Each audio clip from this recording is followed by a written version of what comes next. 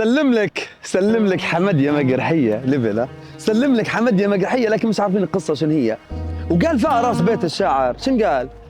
قال شن جايبك يا دعيه لوطن صعب ارشادي وانت مدلله تدليل مقرحيه، ما تقبلي في القيادي ما تقبلي في القيادي في وصفه. لكن خلينا نمشوا قبل لا نمشوا الشاعر نمشوا لقصه حمد.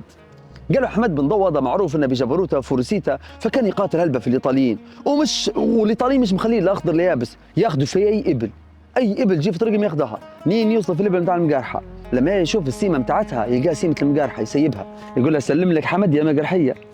حمد مني حمد بن ضو، فبحكم انه كان حمد معناش راهو الابل حتى يرفعها نتاع المقارحه، فبحكم ان الشراسه يعني والقتال موجود يعني ضد الاحتلال الايطالي.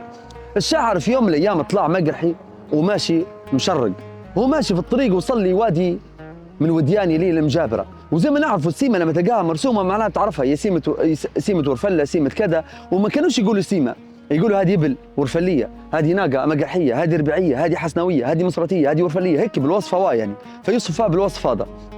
فلما شبحها قرب عليها لقاها سيمه المجابره، فلقاها في وادي جاف وهي سقيمه، فقال حرام مش هنا هذا مكانها.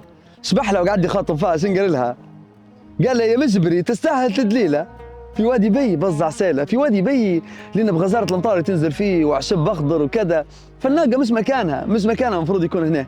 فهذا كان يخاطب فيها. اما الشاعر الثاني هو طالع ماشي لغريان، ربي يحفظ ناسنا حبيبنا في غريان، فشبح ابل لقى ناقه سقيمه، والناقه دي نفسها لما شبحها لقاها يعني عليها سيمه مني المقارحه، لما شبح سيمه المقارحه فقعد يبي يخاطب الناقه، شنو يقول لها؟ ما يقول هو اكيد ان مقرحي بحها لواحد غرياني ولقاها مربوطه الناقه يعني، فشبح لها وقعد يخاطب فيها، قال لها شن جيبك يا دعيه لوطن صعب ارشادي بحكم الجبال اللي فيها غريان، شن جيبك يا دعيه لوطن صعب ارشادي وانت مدلله مقرحيه ما تقبلي في القيادي في وصف الشاعر.